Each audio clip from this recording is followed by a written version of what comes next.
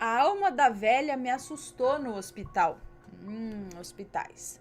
Olá, Ana, meu nome é Fulana, sei que você vai me chamar de Fulana e para mim é um privilégio se você contar o meu relato porque sou sua fã e não perco um relato. Amo você, os nomes já estão trocados. Muito obrigada. Tenho vários relatos para contar, mas hoje vou contar esse relato que não é grande, mas para mim foi uma experiência muito ruim. Eu sou de Mauá. Pode falar minha cidade porque eu nem moro mais lá. Agora eu vim morar no interior de São Paulo. E esse fato aconteceu no ano de 2015. Eu trabalhava em um hospital na cidade vizinha à minha e meu turno era à noite. E como eu não era acostumada a ficar acordada à noite, era muito difícil me acostumar porque acho que a noite foi feita para dormir, né? Mas como eu estava precisando trabalhar, eu aceitei. Eu trabalhava na portaria do hospital com uma maledite, mas agora não vem ao caso. Estávamos às 10 da noite, entrávamos às 10 da noite e saíamos às 6 da manhã. Quando era 2 horas da manhã, a maledite saía para fazer seu horário de janta e após ela voltar, eu saía para tirar o meu horário e saía às 3 da manhã. Numa certa madrugada, eu estava muito cansada e com sono porque eu não tinha dormido de dia, por eu ter um bebê de 9 meses. E ela estava agitada durante o dia e eu não pude dormir. Então eu decidi procurar um lugar para tirar um cochilo, um descanso de pelo menos 1 horinha. No hospital havia uma capela e ao lado da capela tinha um corredor abandonado, onde antigamente era o antigo SUS do hospital e por ali, assim, morreram muitas pessoas porque era uma ala de internação de casos graves. Entre o corredor e a capelinha havia uma salinha com um sofá, onde não ficava ninguém devido ser de madrugada já, né? Então eu pensei em deitar ali e tirar uma soneca. Ana, eu sou evangélica e respeito todas as religiões, mas aquela capela era muito bizarra. Sei lá, dentro dela tinha uma cruz na parede bem grande, o que à noite era e a noite era iluminada de vermelho. A luz da capela estava apagada. E Ana, não estava assim ventando, o tempo estava parado, mas quando eu olhei para dentro da capela, a cortina da janela estava balançando como se estivesse ventando. Como eu ia deitar no sofá que dá de frente para a capela, eu fui lá e fechei a porta da capela para não ficar olhando para aquilo. Só que ainda havia a porta do corredor do antigo SUS, que diziam que era assombrado. Olha, com o sono que eu tava, eu pensei assim, ai, que se dane, eu vou deitar aqui, vou dormir, e que se dane esses fantasmas aí, que eu tô com sono, quero dormir, não vem me atazanar. Ana, eu me deitei no sofá e comecei a cochilar. E de repente, eu despertei com alguém passando a mão na minha cabeça, sabe, alisando meus cabelos. Em um grande susto, eu abri os olhos e vi uma velha ao meu lado de camisola de hospital, uma camisola de hospital antiga, daquelas azuis, olhando para mim, bem na minha frente. Eu fiquei paralisada e ela desapareceu do nada. Eu me levantei, saí correndo, passei pela recepção e o Zezinho, que trabalha na recepção, viu meu desespero e perguntou o que tinha acontecido. Eu contei a ele tudo o que havia ocorrido. E ele me disse que ali, naquele prédio, muitas pessoas sofreram muito e morreram por lá. E que muitos funcionários já haviam visto almas penadas por lá também. Inclusive, um segurança foi dormir dentro do prédio desativado e, como estava calor, deitou e dormiu só de cueca. Alguma coisa lá tentou sufocá-lo, apertando seu pescoço até que ele conseguiu escapar de lá. E saiu correndo pelo corredor do hospital só de cueca, coitado. Foi um caos aquele dia. Então, Ana, eu nunca mais quis saber de dormir por lá. Hoje em dia eu não trabalho mais lá, porém agora eles derrubaram a capela e o prédio que era desativado e mal assombrado por almas perdidas foi reformado e reativado novamente. Obrigada, Ana. Esse foi o meu relato. Um beijo para você e para o Matheus, os rampirinhos e os fofinhos de pelos. Eu amo seus bichinhos, Ana. Mostra o rabinho, seu cãozinho, no canal mostrar o rabinho. Ah, o rabinho, não sei se ele tá aqui agora. O rabinho é pesado.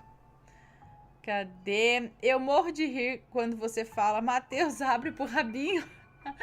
Beijos a todos assombrados, fique com Deus. O que vou postar aqui embaixo é só pra você. Ok. Ok, muito obrigada. Um beijo pra você.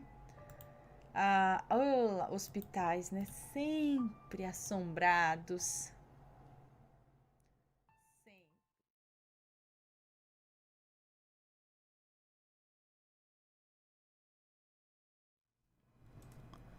São Longuinho me ajudou a encontrar a carteira. Olá, Ana, muito boa noite. O meu relato é curto. Aconteceu comigo no dia 20 de setembro de 2018, numa quinta-feira. O meu esposo tinha ido trabalhar pela manhã e aí, chegando à noite, ele chegou bêbado em casa, como de costume. Que eu sempre faço... Como de costume, não sei o que eu sempre faço, olhei no bolso para ver se não tinha perdido nada, porque ele é meio destrambelhado. E quando bebe, sempre acaba perdendo as coisas. Olhei no bolso da bermuda dele, estava celular e ao lado estava a carteira. Tá. Então, eu olhei no bolso, estava o celular, ao lado estava a carteira e eu peguei só o celular. Coloquei para carregar e deixei a carteira no bolso dele. Então, ele foi tomar banho, depois dormiu. No outro dia, na sexta-feira, fui trabalhar e ele ficou em casa passando mal, pois sempre quando bebe, no outro dia passa mal.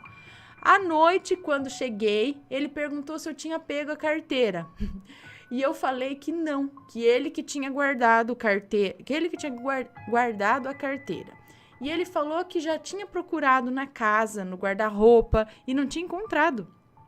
E eu falei, foi você que guardou a carteira, eu não peguei, eu só peguei o celular. E quando foi no sábado, ele perguntou pra mim...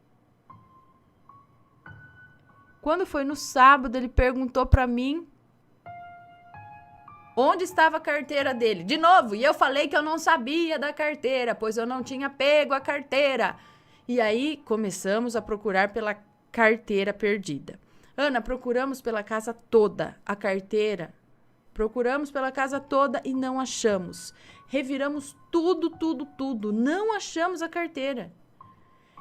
Eu e a minha mãe e o meu esposo, loucos procurando pela carteira e não achávamos. Quando lembrei que houve em um relato que eu assisti de São Longuinho no seu canal, e aí repeti por 3 vezes, São Longuinho, faça eu achar a carteira e eu dou 10 pulinhos. Ó, 10 pulinhos.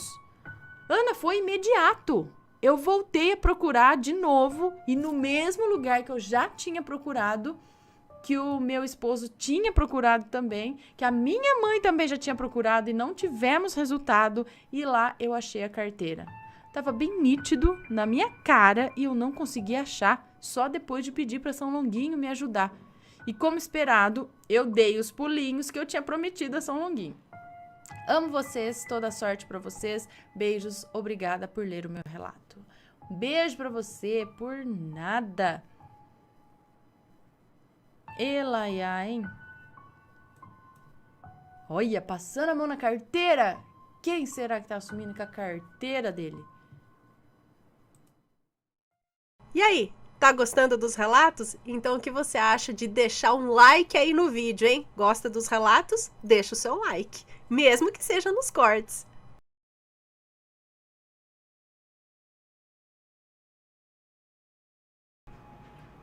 Tá.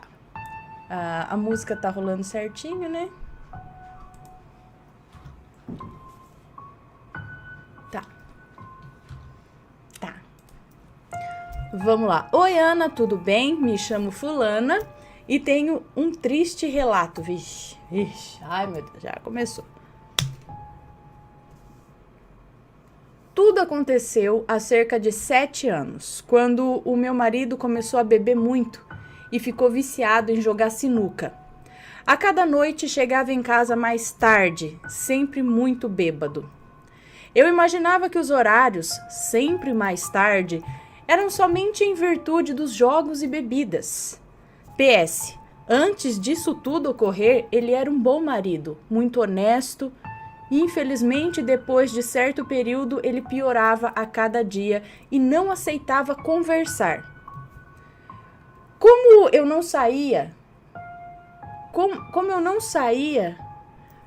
não saía de casa e não ia atrás de conversa, passaram-se cerca de 4 anos e meio e ele não mudava. 4 anos e meio e ele não mudava. Foi então que comecei a colocar na presença de Deus. Pedi para que ele revelasse o que estava acontecendo. Certo dia, meu marido, que não deixava o celular nem para tomar banho, saiu para trabalhar e o celular ficou o dia inteiro em casa. Nessa época, só ele tinha celular. Então a minha filha caçula pegou o aparelho para jogar e acabou vendo uma mensagem suspeita de uma mulher. Eu estava com visita em casa, fiz um sinal para minha filha e, entendendo, ela guardou depressa o celular. Após a visita ir embora, fui para a casa dos meus pais com o meu marido, que ainda não sabia de nada. Então peguei o número da mensagem e liguei do celular da casa dos meus pais. E você não imagina, Ana, ela riu da minha cara, confessou tudo e ainda disse que estava com ele há cerca de 4 anos e meio. E mais, ela ainda disse que se eu quisesse salvar o meu casamento, ela deixaria. Ela ainda disse que se eu quisesse salvar o meu casamento, ela deixaria. Como eu não queria que meus pais percebessem, nem mesmo meu marido, na volta para casa, depois do meu esposo me chamar para irmos comprar um gado, morávamos numa fazenda e vivíamos da venda de leite. Eu olhei para ele, pedi que tirasse o celular do bolso e olhasse a mensagem que eu havia arquivado. Ele não acreditava, dizia que era fofoca.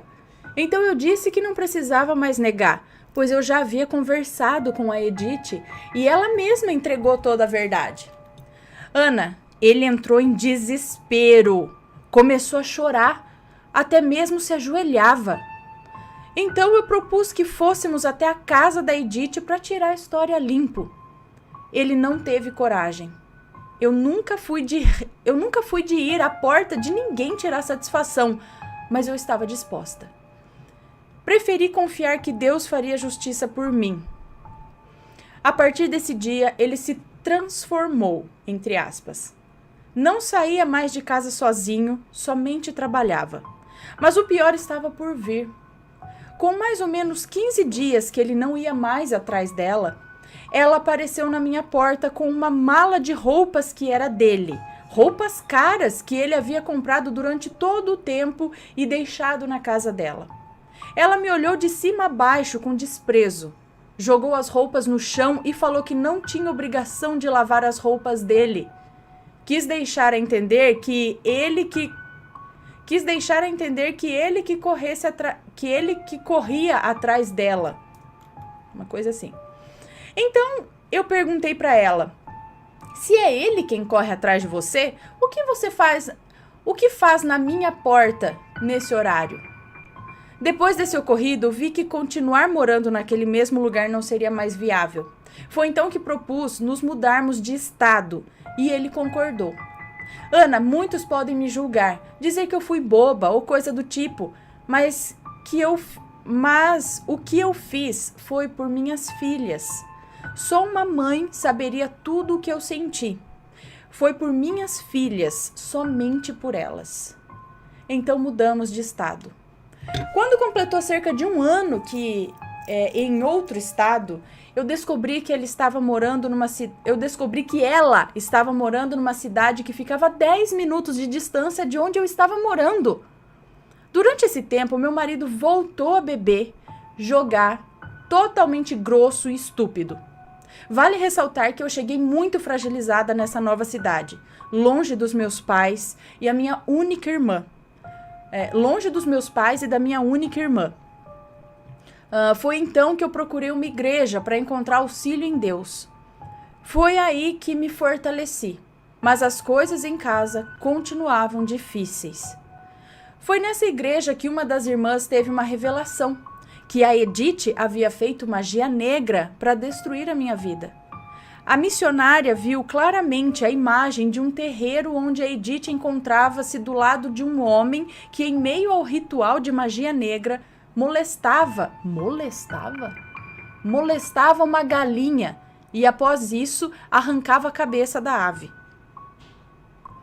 Foi revelado que essa magia tinha o intuito de que eu sofresse um abuso sexual e fosse decepada. Nossa! Que coisa, né? A galinha me representava. Acontece que eu estava forte espiritualmente. O Espírito Santo revelou que a magia negra não teve força para me atingir, que o meu coração é muito bom, portanto, o mal não me feriu. Mas a minha filha caçula, a espiritualmente mais frágil da casa, passou a ser o alvo da magia. Tudo se voltou para ela. Foi então que a missionária disse que durante o período mínimo de 3 meses, a minha filha caçula deveria evitar ao máximo sair de casa sozinha e que deveríamos estar em constante oração para que a magia não a atingisse. Foi um triste período, mas esse não foi o único infortúnio. Era comum, quando morávamos naquela primeira casa, antes de nos mudarmos, eu encontrar coisas estranhas nas roupas do meu marido. Já encontrei pingos de vela e até mesmo um absorvente dentro de um dos bolsos. Como ele estava sempre bêbado, eu nem discutia. Recentemente, durante uma oração na madrugada, eu pedi a Deus que me mostrasse se ainda existia algo. Então fui dormir. Pela madrugada tive um sonho em que vi o meu marido numa poça de lama. Ele estava submerso e não conseguia sair daquela água suja. Então eu aparecia do lado dele e orava com uma mão sobre ele, sendo que no outro braço eu segurava um bebê. Ele se debatia e da boca dele ecoavam várias vozes ao mesmo tempo, dizendo que eu não conseguiria, mas eu continuava mesmo assim.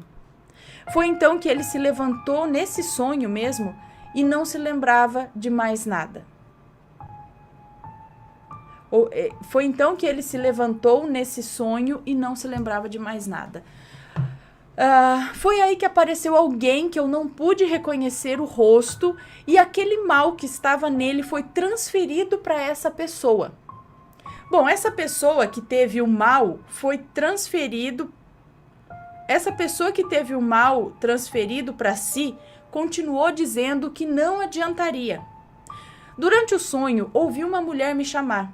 Ela me disse que me revelaria algo muito importante. Foi então que ouvi as seguintes palavras: tudo o que foi feito para destruir seu casamento foi feito numa toalha e em algumas peças de roupa. E adivinha, Ana? A tal toalha que me foi mostrada em sonho era a mesma que ele levou para casa depois de ter feito uma viagem. Essa toalha acabou sendo usada por todos da casa. Mesmo naquela época eu não entendia, mesmo que naquela época eu não entendesse muito de espiritualidade, olhar essa toalha me causava angústia. De certo modo, eu sentia que ele não havia comprado aquela toalha. Pensei até que fosse a minha sogra que tivesse dado, o que depois eu tive a confirmação que não. Depois disso tudo ter sido revelado, senti uma ânsia de vômito muito forte, ainda em sonho. Foi aí que saí pro lado, deixei aquelas pessoas e de repente fui retirando da minha boca um emaranhado de algo que parecia carne juntamente com algumas meias. No sonho ainda ela tirava essas coisas da boca dela. Após retirar tudo isso, a mesma mulher que me falou sobre a toalha apareceu novamente e pediu para que eu fizesse muita oração para que o mal fosse embora e toda a magia fosse quebrada. É o que eu tenho feito desde sempre. A tal Edith gostava de gastar muito, mas como não tinha mais quem a bancasse, teve que fugir da sua casa pela madrugada, pois havia contraído muitas dívidas, e sair durante o dia seria certeza de ser abordada por quem ela devia.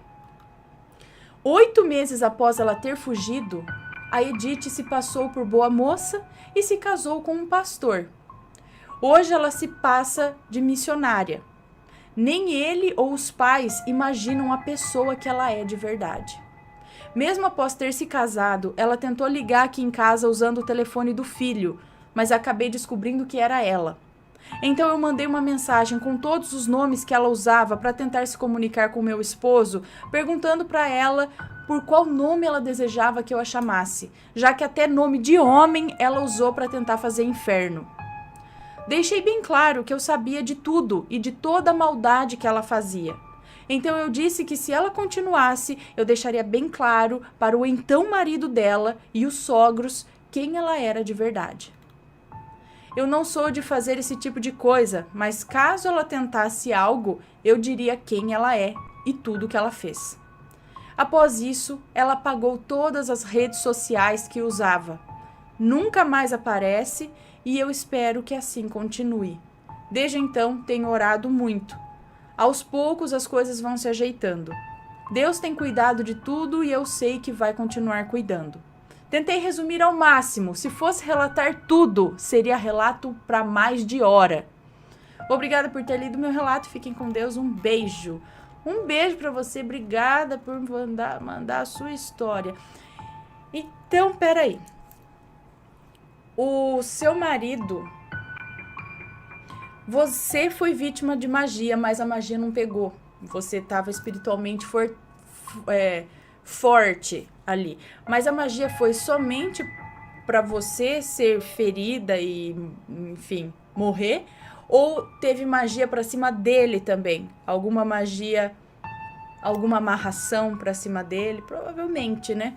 E a bebida, o jogo, esses vícios foram também por conta da magia dela? Será? E agora ele voltou ao normal? Tá tudo bem? Ele voltou a ser o homem bom que ele era antes ou ainda tá meio no perrengue, hein? Porque tô falando, essa mulherada, meu Deus do céu. Olha, mas volta, as coisas voltam mais cedo ou mais tarde. Não adianta se esconder atrás de denominação, não.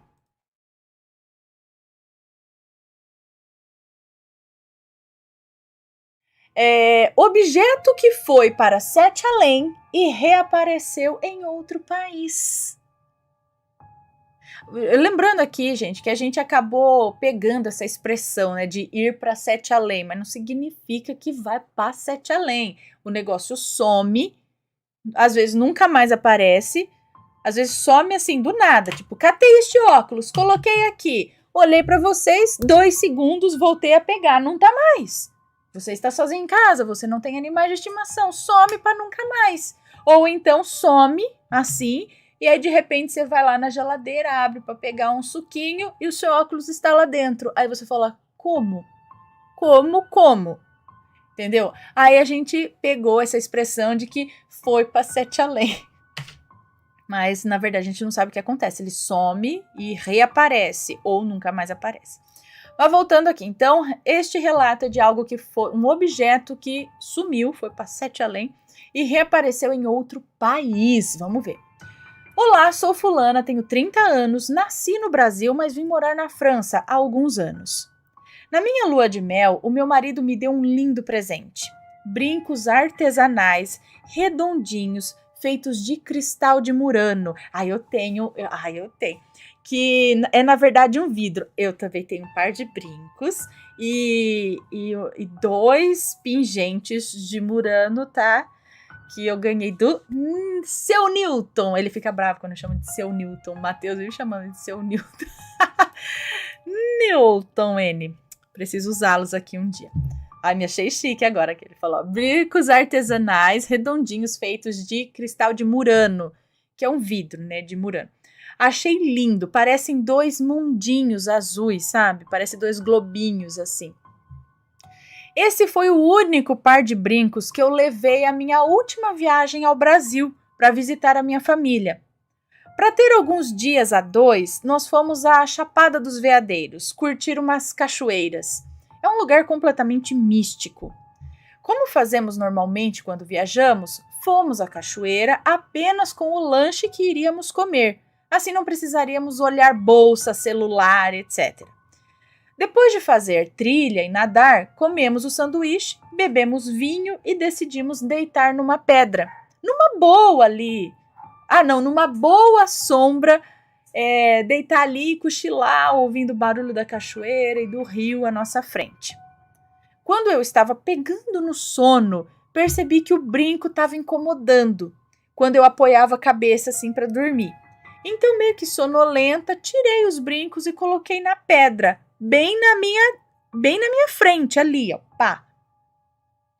Quando acordamos, mais ou menos 1 hora depois, cadê o meu brinco? Só tinha um, o outro desapareceu. Procuramos ao redor e nada dele. É claro, eu olhei nas minhas roupas, eu nem tinha levado bolsa. Um dos brincos estava exatamente ali onde eu deixei, o outro não. Chegamos à conclusão que, enquanto dormíamos, ele rolou até o rio. O brinco é redondinho, né? O rio estava bem na frente e a pedra era um pouquinho inclinada, onde estávamos. Detalhe que eu não pensei nisso enquanto eu estava ali sonolenta, só tirei e coloquei do lado. Então eu realmente não acharia esse brinco no rio, né? A gente achou que rolou, pronto, acabou. Paciência. Apesar disso, continuei usando o brinco com de um outro par. Sim, eu uso brincos diferentes e chego até a ganhar vários de pessoas que perderam um dos pares. Afinal, brinco é como meia, né? A gente perde um facilmente e eu acho ótimo usar não um, mas 2 brincos que eu gosto, um de cada lado. Bom, o tempo passou, voltei para a França, para a rotina de trabalho e estudo. E o brinco na gaveta, sempre sendo... sempre o brinco levei comigo, deixava ele sempre na gaveta, sendo usado com outro, de outro par. Mudei de apartamento, dei uma geral nas minhas bijuterias várias vezes, separando por cores meus poucos brincos e pouquíssimos pares. Até que um dia, 2 anos após essa viagem para o Brasil, eu abro minha gaveta e o par de brincos azuis estavam lá. O par. Eu fiquei tão surpresa que nem falei nada. Virei e mostrei para o meu marido, que também ficou confuso e me perguntou, como? E eu falei, eu não sei, só sei que apareceu aqui. Será que você estava com os 2 o tempo todo e usava um de cada vez? Acho que ele perguntou, né? Impossível isso, por 2 anos ter esse engano e depois da mudança, nós procuramos na cachoeira, não estava lá. E mais estranho, eu tenho certeza que esse brinco não estava no potinho de brincos quando guardei o outro par ontem à noite, ela respondeu, né? Não estava quando eu guardei ontem à noite. Bom, mas como é possível esse pequeno objeto desaparecer e reaparecer 2 anos depois num país diferente? Objetos estranhos que vão para outra dimensão e às vezes voltam? Seria esse o caso? Ficarei esperando minhas meias voltarem. Vai que acontece. A meia sumiu também? Ah, tá. Meias sempre somem, né? Então, já que o brinco voltou, quem sabe as meias também voltam, né? E aí ela mandou aqui a foto dos 2 brincos que ela usa até hoje. Ai, que lindo. Ok. E aí, gente? Tô falando essas coisas que aparecem. Eu lembro de um relato de uma moça que ela fez as malas na casa dela, foi pra casa da mãe. Aí chegou lá, ela viu que não tinha levado, não sei o que, se foi toalha. Aí ela voltou pra casa e a mãe dela achou as toalhas lá na casa dela. Falou, mas como se eu não levei? Ficou aqui, sabe? Umas coisas doidas. Bom, esse aqui fica para tomorrow.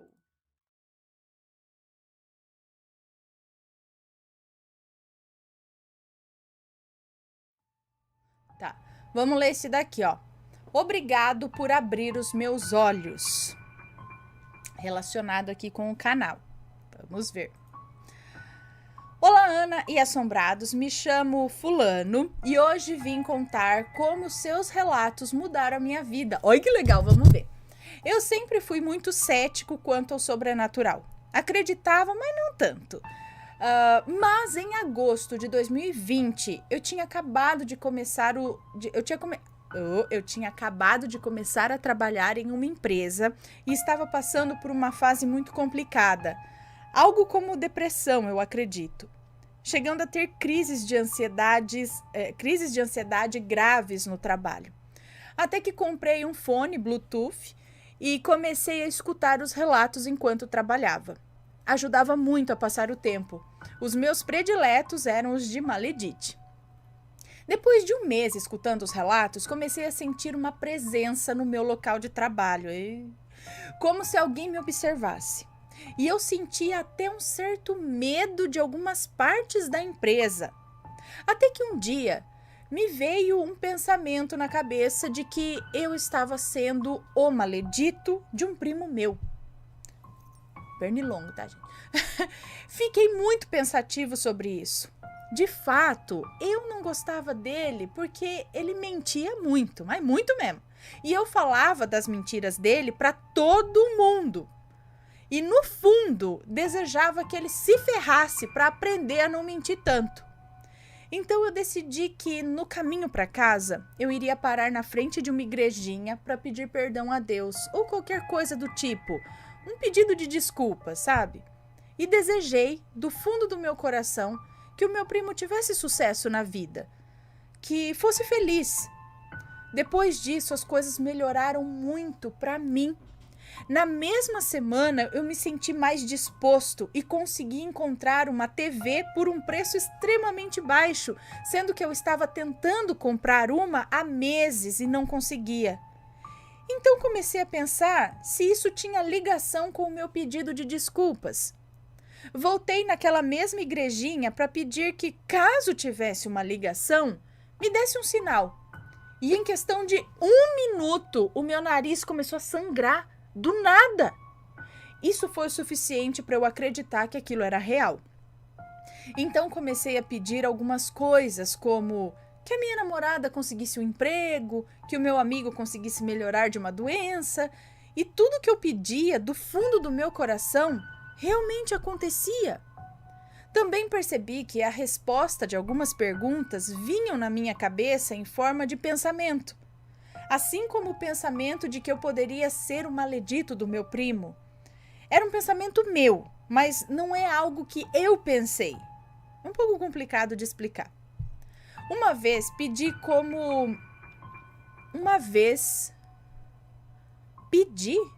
como poderia chamá-lo. Ah, esse pensamento que vem na sua cabeça, é isso? Perguntei, como que eu poderia chamá-lo? E a resposta foi amigo.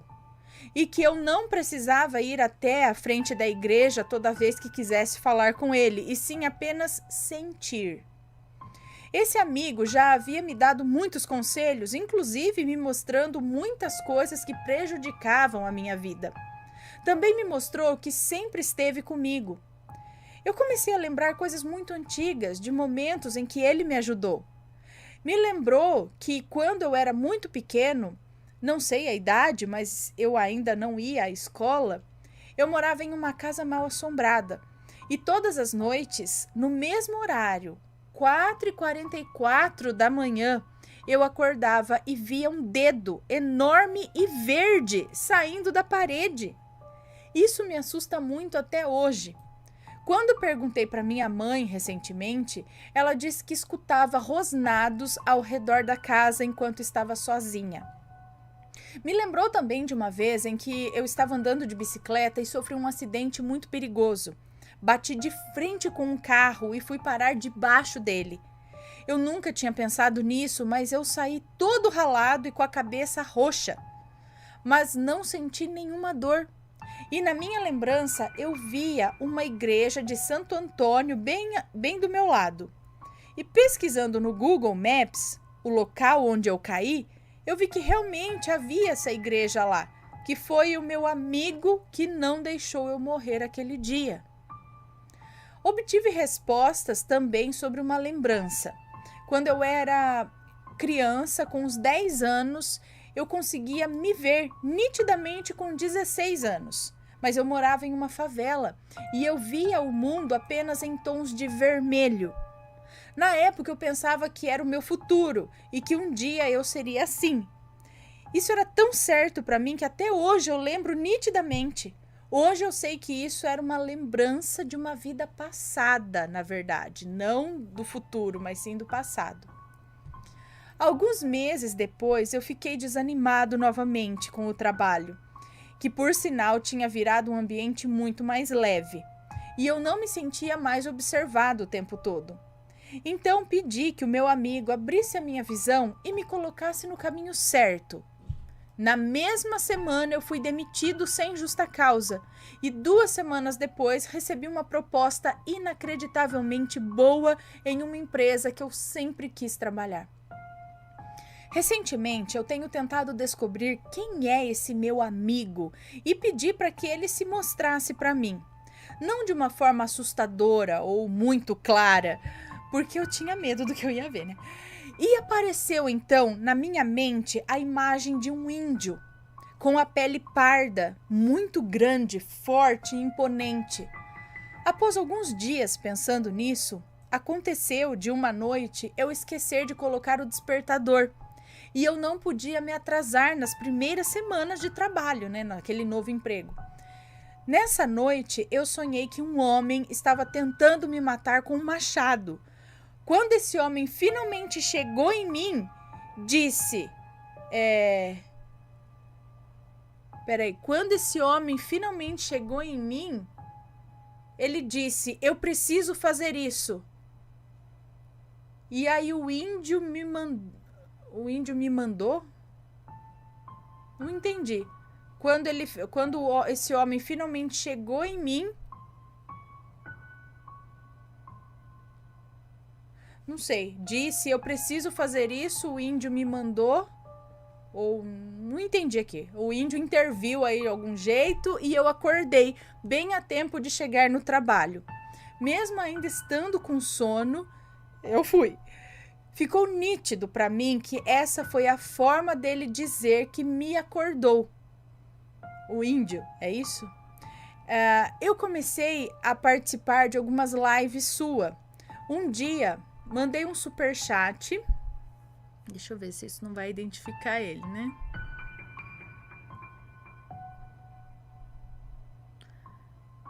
Tá.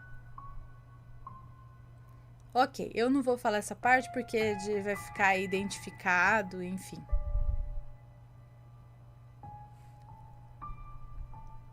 Tá, ele tá falando aqui que ele acertou o número que ele imaginou que ia ser chamado, foi chamado mesmo aquele dia, sabe? E tal.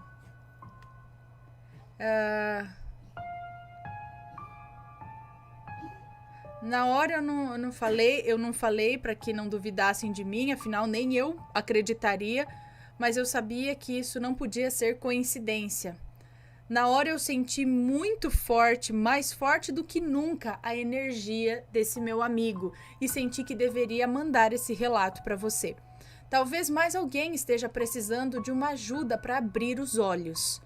Sempre desejem o melhor para o próximo. Se for do fundo do seu coração e isso gerar o bem, isso irá gerar o bem, não só para as pessoas próximas a vocês, como também para vocês. Então, será que ele diz aqui é que, escutando os relatos, tudo, ele caiu em si, abriu os olhos e reparou que ele estava errado em uma situação, abriu o coração, pediu perdão, realmente começou a desejar, emanar coisas boas e isso já começou a atrair coisas boas também. Tudo aquilo que a gente joga de coração, a gente recebe. Então, se você fica, tal coisa, não sei o que, sabe? E, tomara que fulano se ferre mesmo, porque, sabe, esses pensamentos ruins, isso acaba atraindo coisa ruim, energia ruim, tudo dá errado, sabe?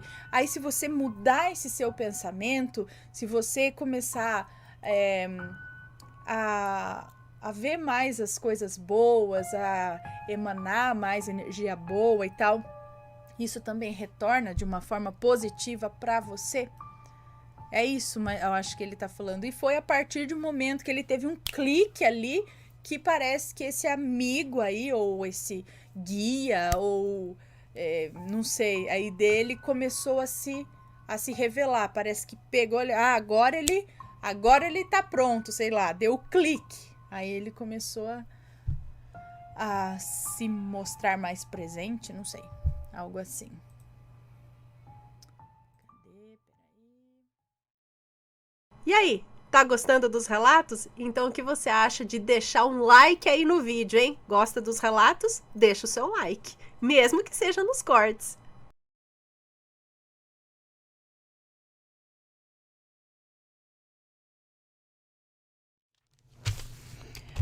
De cara com o Exu. É esse o último relato. Olá, Ana. Olá, assombrados. Meu nome é Fulana. Como já sei que não precisa dos nomes, né? Esse relato a seguir não aconteceu comigo, mas sim com o primo que vou chamar de Fulano. Os nomes, inclusive, das entidades já foram trocados. O meu primo é médium em um terreiro de Umbanda há uns 6 anos. Já fez sua obrigação, que é uma espécie de iniciação, dentro do terreiro que frequenta atualmente. Porém, ele faz várias sessões, digamos assim, fora do terreiro. Como, por exemplo, em sua casa, no cemitério, em encruzilhadas ou em casas de amigos, inclusive durante festas. Além de todas essas experiências adquiridas, sua mediunidade é muito forte, tendo experimentado várias situações paranormais. Contudo, vou contar aqui a que me deixou mais impressionada de todas elas. Era um sábado. O fulano decidiu fazer uma sessão em sua casa, com 2 pessoas apenas. Uma para auxiliá-lo enquanto estivesse incorporado, uma pessoa para auxiliá-lo enquanto estivesse incorporado e uma outra pessoa para anotar possíveis recados. A sessão correu como ele esperava. Finalizando, ele recebeu um recado dado por seu Exu M e sua Pombagira P, entidades com as quais ele trabalha sempre, que teria algumas coisas que foram usadas para um trabalho para despachar no portão de um cemitério. Peraí. Então, ele recebeu um recado dado por suas entidades que teria algumas coisas que foram usadas para um trabalho para despachar no portão de um cemitério. Ele teria que despachar isso aí no portão de um cemitério? Porém, foi-lhe avisado que isso deveria ser feito à meia-noite em ponto no dia seguinte. Bom, na noite combinada, fulano saiu com as coisas a serem despachadas, parou o carro em frente ao cemitério e começou o ritual, como já estava acostumado. Porém, era mais cedo do que as entidades haviam lhe pedido. Mas ele estava um pouco receoso de ir tão tarde e sozinho ao cemitério. Quando estava terminando seu despacho, ele sentiu uma presença. Então levantou a cabeça e viu que em sua frente encontrava-se um cachorro grande e todo preto. Estava lhe encarando. Com o medo começando a aparecer, ele recolheu suas coisas para ir embora e olhou novamente para frente. Mas seu olhar não encontrou mais aquele cão, e sim um homem de terno preto, capa e chapéu também pretos. Já reconheceu que era o seu Exu M. Ele se levantou num pulo, o saudou e deu 3 passos para trás e esbarrou numa segunda pessoa. Agora pensando talvez que seria um ladrão. Mas antes de ter tempo de olhar quem estava atrás dele, ele ouviu uma voz familiar. A voz de sua Pombagira P, que lhe disse ao pé do ouvido: "Você sabe que pedimos para que viesse à meia-noite em ponto." Aí o fulano lhe deu a resposta: "É que eu estava preocupado com o horário, que estaria muito vazio e eu estaria sozinho aqui." Mas ela tornou a falar-lhe respondendo: "Não era o que pedimos, mas a vela que você acendeu aqui vai queimar até a meia-noite, então vamos aceitar como está." E os 2 sumiram em pleno ar. Fulano, transtornado, voltou ao seu carro e tentou dar a partida, mas o carro não ligava. Observação: o carro era novo. Ele tinha acabado de comprar. Ele ficou tentando ligar o carro por uma meia hora. Quando finalmente conseguiu com que o carro ligasse, ele olhou para o relógio e viu que o horário era 00:01. Ele tem certeza que suas entidades o fizeram esperar até o horário combinado para a entrega.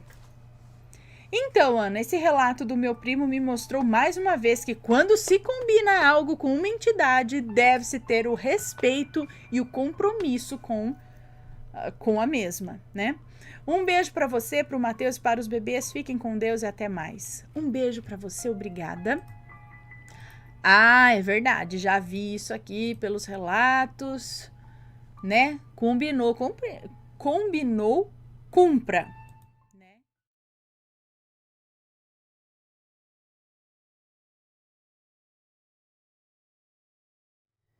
Iemanjá me salvou de 3 sereias. Olá, Ana, adoro os relatos, agradeço pelo carinho que trata nós. Bora pro relato.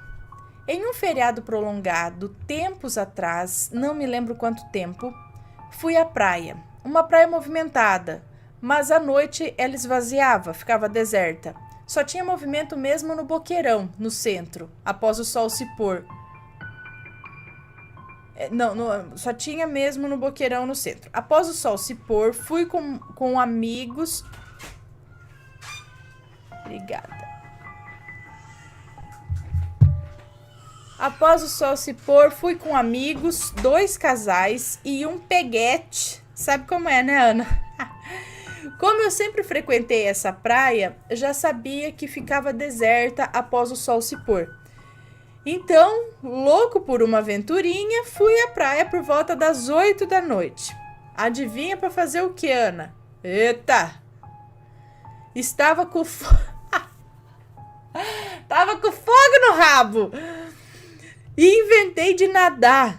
Ah, bom, nadar. Ai, meu Deus, tava com fogo no rabo e inventei de nadar como vinha ao mundo, só para relaxar. Assim convidando o peguetezinho a fazer o mesmo.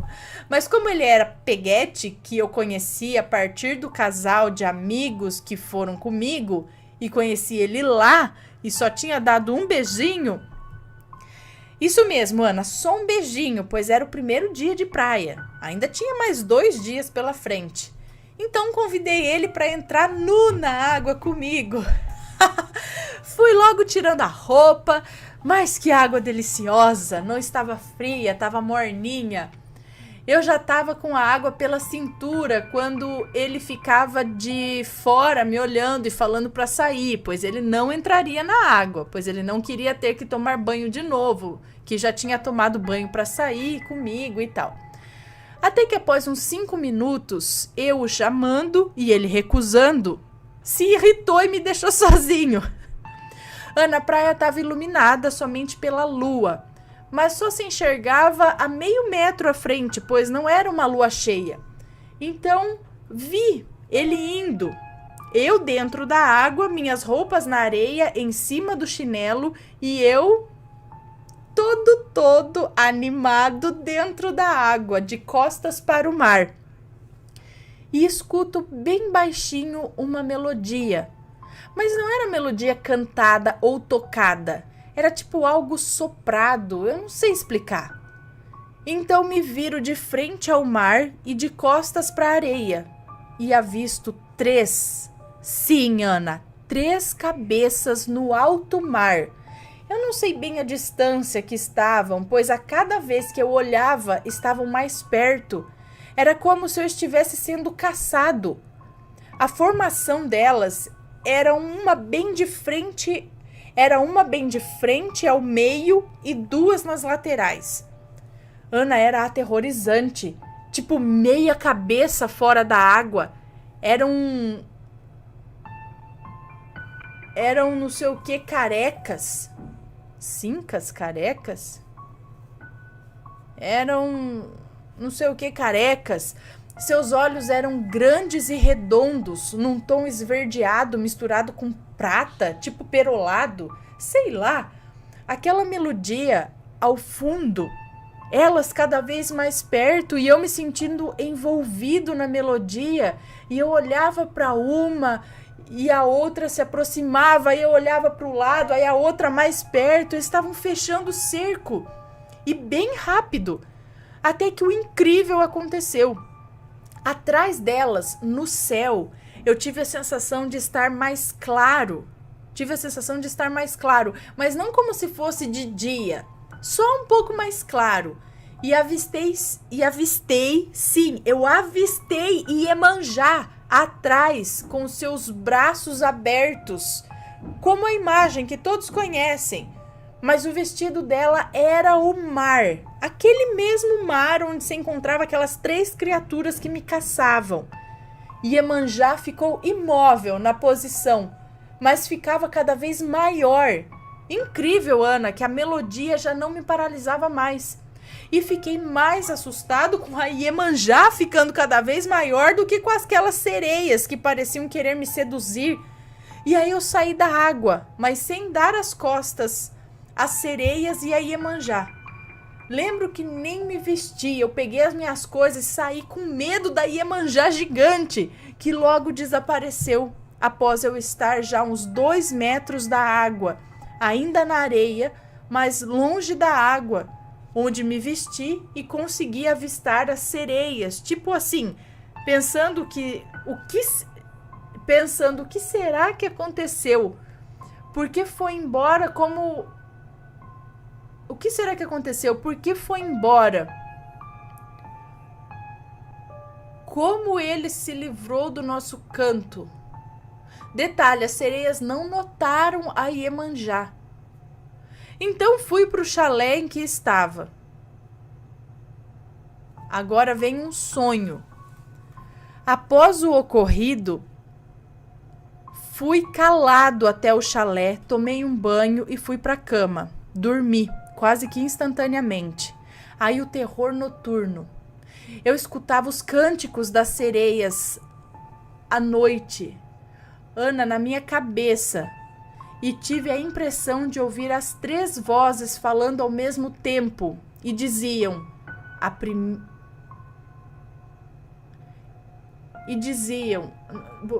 primeira repetia em sussurros arrepiantes: venha, venha conosco. E a segunda meio chorosa e doce: por que você se foi? Foi algo que eu fiz? E chorava baixinho. E a terceira dizia: aquela bendita melodia. E chorava baixinho. A terceira cantava, sei lá, aquela bendita melodia que não surtia mais efeito em mim.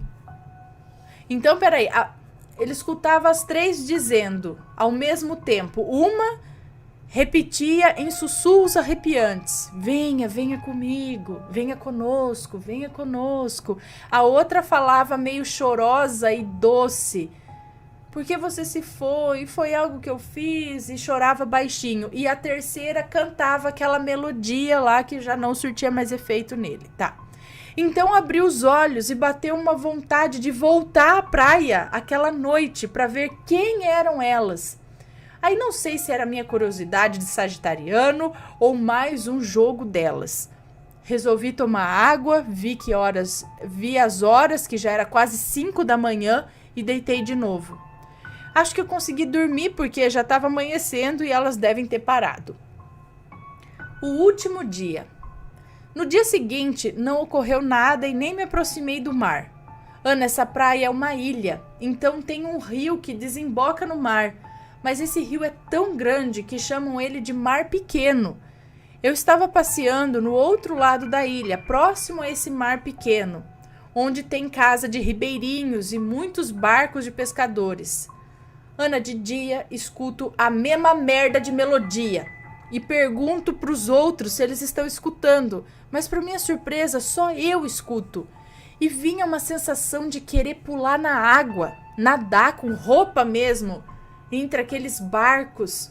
Mas eu fui forte, resisti, e hoje penso, o que será que 3 sereias queriam comigo? Será que eu, quando estava animado ali na água à noite, liberei algum cheiro ou algo parecido, algum hormônio? Não, eu não fiz nada na água, se querem saber, não fiz nada na água, não, só. E sim, eu estava a ponto de bala, pois a água estava morna, como havia dito. Ai, meu Deus. Até agora eu não sei se eu seria a comida delas ou o que elas queriam comigo. Ah, e no caso do peguete, não rolou nada além daquele beijo. E eu ainda, toda vez que entro no mar, me sinto observado por elas e também protegido por ela. Que coisa! Será que quando você entrou no mar todo animadinho, isso acabou chamando a atenção das sereias? Deixou elas doidinhas, fi. Mas o que deu medo mesmo foi Iemanjá grande ali. Tipo, ai, sai da água, fi, vamos lá.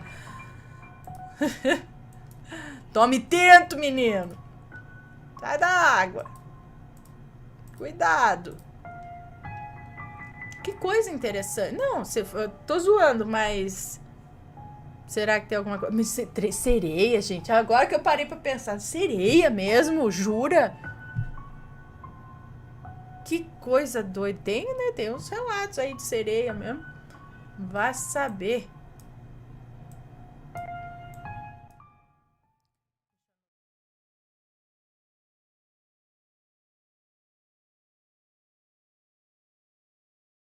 Último relato. A comadre Fulozinha apareceu pro meu pai e pro meu avô.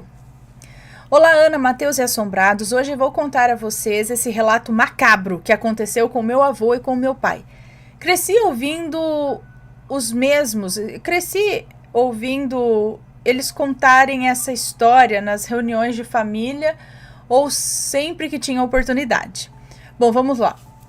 Moro aqui no Pernambuco, e que por sinal é um município pequeno, mas muito bonito. É uma região que é rodeada por sítios. Um lugar lindo, onde não se sente o mau odor da poluição, mas sim o clima fresco e friozinho da natureza. Meu avô morava em um desses sítios, junto com a minha avó, com meu pai e suas irmãs. Nesse tempo, meu pai estava com 10 anos de idade. Como meu pai era o único filho homem, ele sempre acompanhava o meu avô quando mesmo ia ao trabalho, pois ele trabalhava quebrando pedras debaixo do sol ou até mesmo debaixo de chuva para poder levar o sustento para dentro de casa. Afinal de contas, antigamente as coisas eram muito mais difíceis do que hoje em dia, não é verdade? Pois bem, foi aí que o meu pai começou a trabalhar tão cedo para ajudar o meu avô. Certo dia, em um desses trabalhos, eles terminaram o turno mais cedo e decidiram que, na volta, iriam passar na casa dos avós do meu pai, que ficaria logo em frente. E lá se foram os dois. Assim que chegaram na casa dos meus bisavós, eles conversaram tanto, mas tanto, que nem perceberam as horas passando. O meu pai sempre foi medroso para essas coisas sobrenaturais, sabe, Ana? Assim que olhou para o relógio na parede, o mesmo já marcava 7:30 da noite.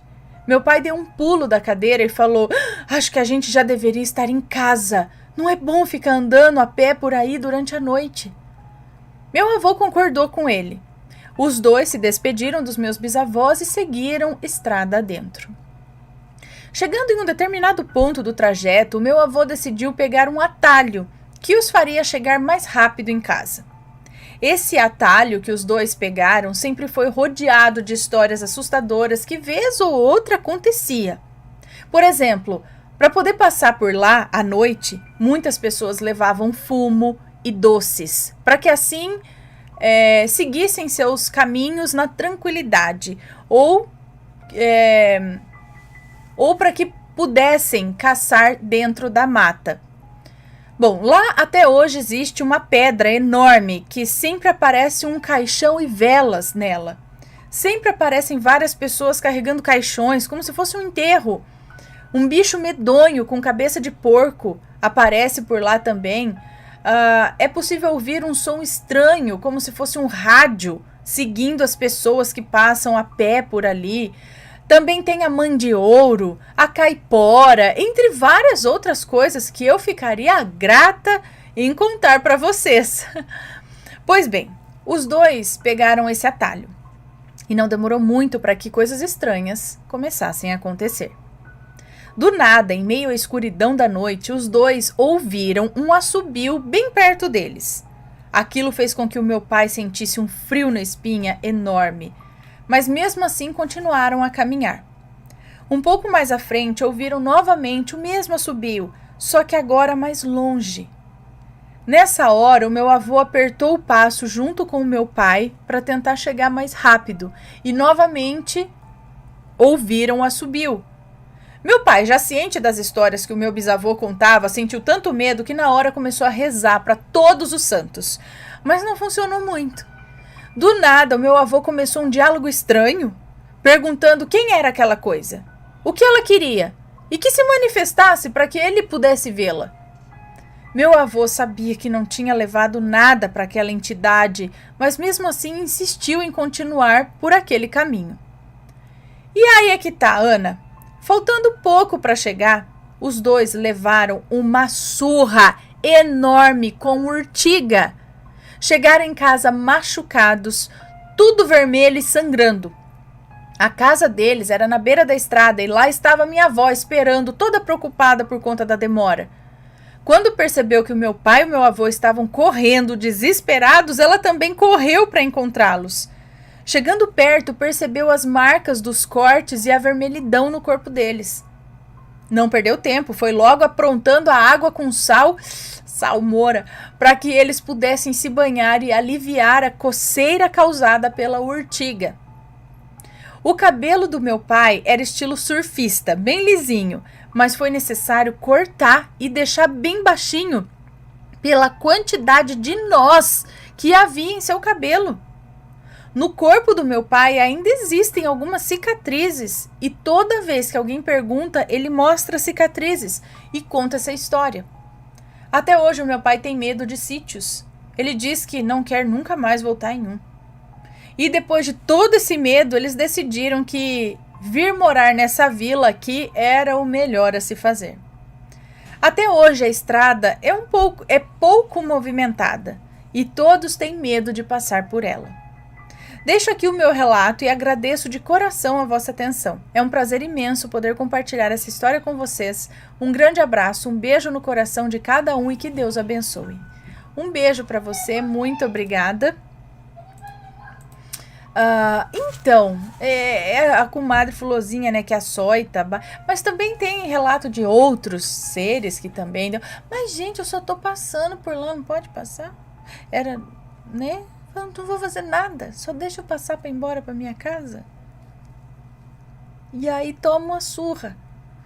Falei, poxa, tá extorquindo a gente? Tipo, é um pedágio, você tem que levar. Ai, não é, não sei. Mas passar por dentro da mata, o lugar é protegido por seres. Não sei se é protegido ou habitado por eles, ou habitado e protegido. Então eles. Mas se levar ali uma gradinha, eles deixam passar, é isso.